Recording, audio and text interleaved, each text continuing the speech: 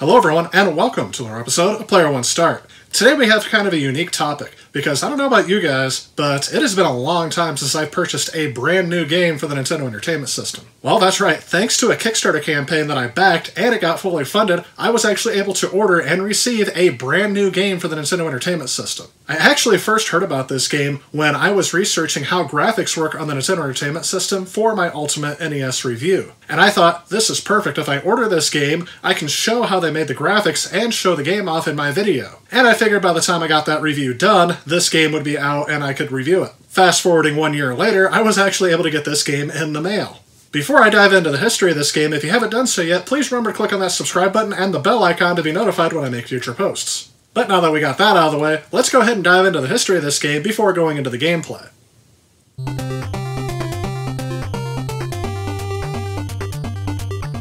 Micromages is a fully realized, unlicensed Nintendo game released in 2018 for the Nintendo Entertainment System. I was first introduced to this game while researching how the graphics work on the Nintendo Entertainment System. One of the results from my Google search yielded this game's Kickstarter video in which they reveal how they created this game in the same 40 kilobyte limitation of Super Mario Bros. Many homebrew titles do not stay within this limitation, as they are able to use emulators which mimic bank switching, which is used to have more advanced titles on the NES towards the end of its life cycle. However, since its creator, Morphcat Games, wanted to create a physical cartridge release of this game, they decided to go ahead and stay within this limitation and optimize their game as much as possible to run on original hardware as easy as possible. And thanks to a successful Kickstarter campaign which I backed, they did end up releasing this game on cartridge. However, if you're more interested in how they made this game, I highly recommend their behind the scenes video on this, and I'll leave a link to it in the description below.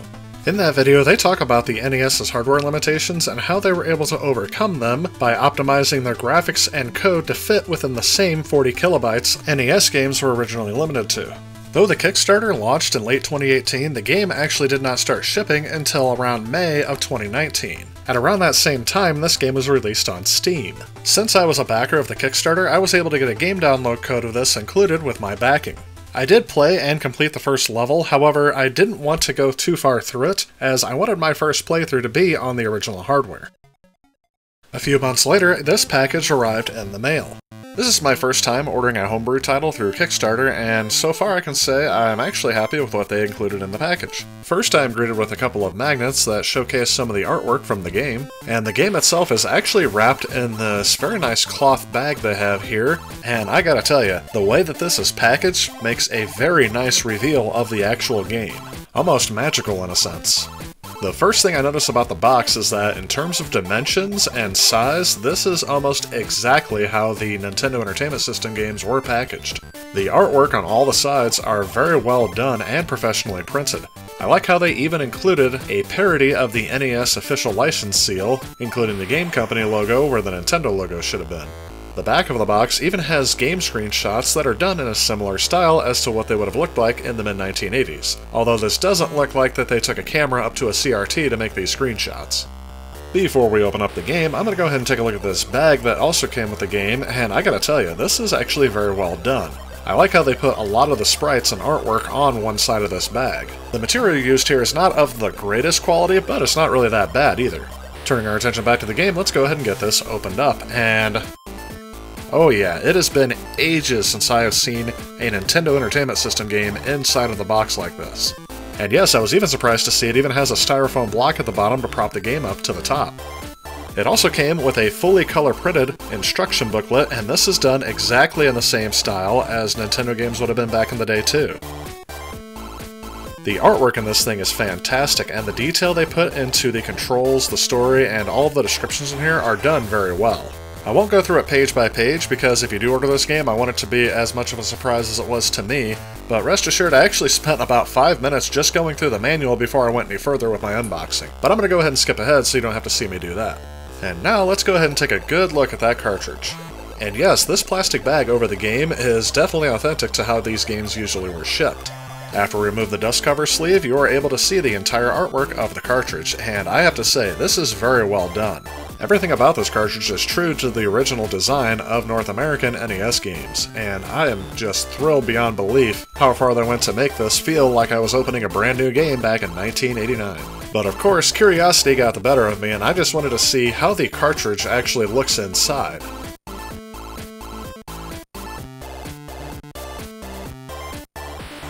And although the pin connectors look almost exactly the same, the board is a little bit different. It is black instead of the usual green or blue, and the chips are designed a little bit differently, I'm assuming because these are more modern components. But it looks like they even had their own version of the NES lockout chip hidden off in this corner. And after I put the game back together, I noticed a couple of these things had fallen out of the cartridge sleeve as well, and these were stickers, as well as some instructions on how to get this thing to work on your NES if it doesn't automatically pick up the region right away. But now that I've seen everything this package has to offer, you can bet that I was super excited to get this thing down into my Nintendo Entertainment System and give the game a proper playthrough.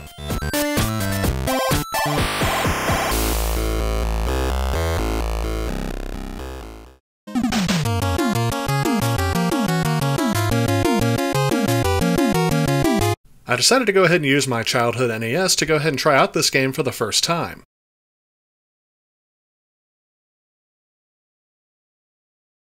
The only issue I ran into on boot was the fact that this game wasn't set to my region yet, and I had to use the instruction manual to figure out to press the reset button a certain amount of times until the game booted normally.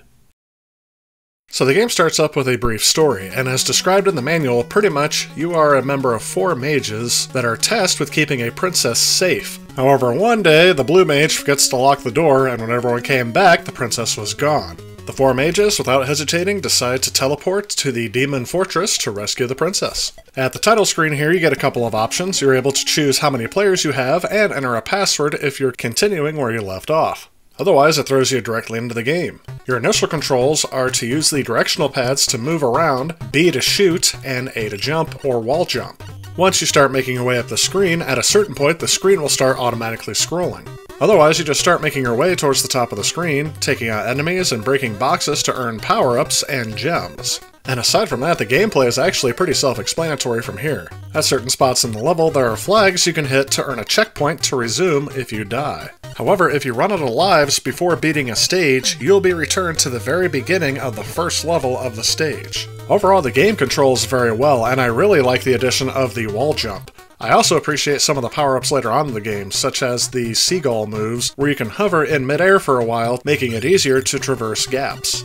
And although this first stage is very simplistic, it actually gives you a great opportunity to get used to the controls, which is exactly what I would expect out of a first level. It doesn't throw too many concepts at you at one time, but it does introduce you to some of the core mechanics, and aside from a few power-ups earned in certain spots of the game, your goal is just to continue to master these controls and improve as you make your way through the rest of the game. When looking at the graphics and sound, this game is actually pretty much on par with a lot of the games on the NES. However, at the time that Super Mario Bros. Came out, this would have been markedly impressive.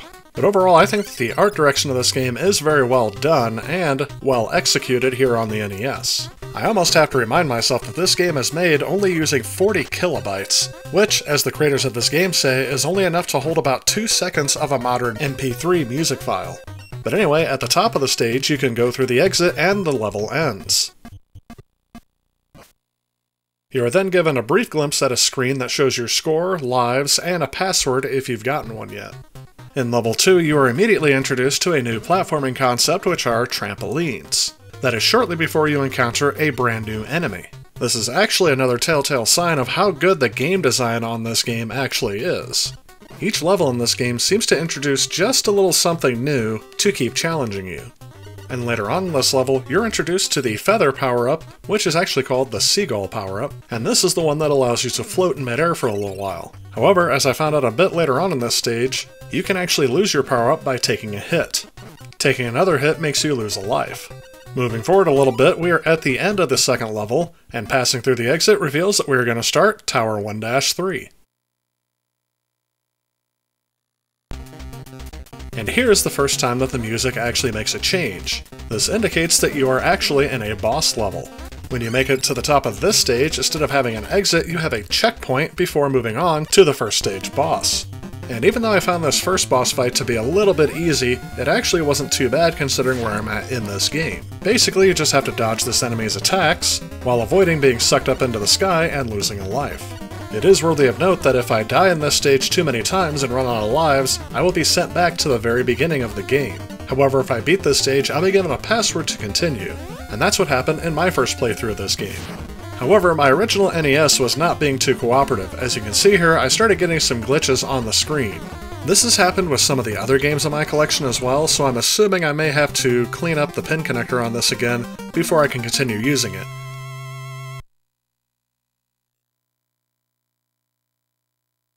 But as a stopgap measure, I decided to go ahead and move over to my NES 2, and it worked without any of these issues. The only downside to using this console is that the image is going to appear a bit more soft as this console only has RF out. And the good news is, since I finished the first stage, I don't have to replay that over again to get to the second stage. I can actually just put in the password. And here's another compliment I have for this game. The password is short, simplistic, and to the point. Only 4 numbers and then you're in. I wish a lot of other games that utilize passwords could have taken note of this. But anyway, this stage again ups the ante just a little bit by introducing rope climbing. And again, I think this controls really well. There's not really too much else I haven't already covered in this game, as from here on out as the game progresses it's pretty much wash, rinse, and repeat with some other elements thrown in. And to avoid spoiling more of the game for you, I'm just going to show you the part where I died in my first run through of the game. This is actually at the second stage boss, and it's kind of Donkey Kong-esque in its design where you have to avoid getting hit by barrels while you're trying to take out the enemy at the top of the screen. And if I would have had a couple more lives, I probably would have got the pattern down on the first go through, but in this particular instance I only had 1 life left when I got to the boss at the end of this stage. And as I mentioned before, when you die and run out of lives, you are sent back to the beginning of that stage.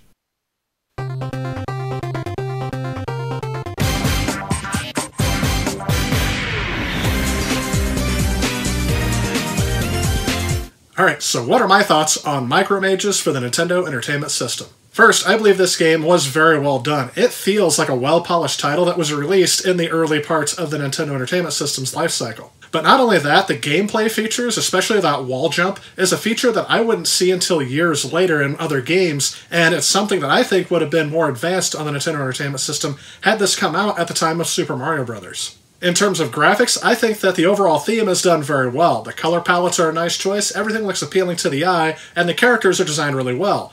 The only downside is that now that my eyes have aged a little bit, it may be a little bit harder for me to see those tiny sprites hopping around the screen, but that is a minor complaint. Overall, I think the sound is of good quality as well. The melodies don't get tiring after hearing it multiple times, and I really do find myself enjoying the soundtrack of this game just a little bit. My only criticism is that sometimes they use that triangle wave, which usually is reserved for deep bass notes. I don't enjoy the sound of that very much. I think it sounds a bit more annoying, but it's not something I find overly annoying because it's something that's there but not overused. The sound effects were also very well done. I didn't really find myself noticing the sound effects during gameplay, which I think is a telltale sign that they are good, because if you don't notice it, if everything just feels right, then the sound effects I think are good. Control-wise, I think the controls are very tight. I didn't really notice any input lag or any point in the game that became very frustrating because of the controller. I will note that there is a learning curve for the wall jump and some of the special power-ups, but that's true with any game that you would have played back in the day, so I don't really see that as a bad thing. So, overall, would I recommend getting this game for the Nintendo Entertainment System?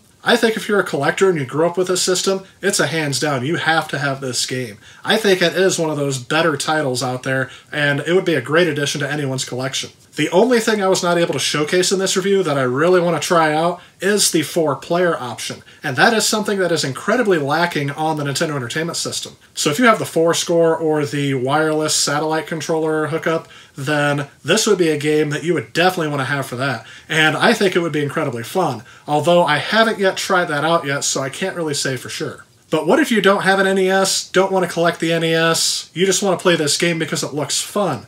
Well, it's also available on Steam. The biggest advantage to this is that, yes, it is a lot cheaper. However, you will have to buy a controller because I don't think you want to play this with a keyboard or a joystick. So to wrap things up, I think this game is awesome. I'm glad the Kickstarter went through. I'm glad they made this game, and I'm very happy to have it as a part of my NES collection, and I would recommend it to you guys as well.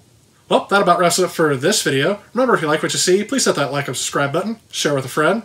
Remember, you can reach out to me on social media, leave a comment below, let me know what you guys liked about today's video, and leave a thumbs up if you liked it. As always, I want to thank you guys so much for watching, and stay tuned because I have more content coming. I'll see you all next time. If you like this video and you'd like to help out with future projects on this channel, please consider supporting me on Patreon. Also, if you enjoy the content of this channel, please remember to click on this subscribe button. Again, I want to thank you guys so much for watching. I'll see you next time.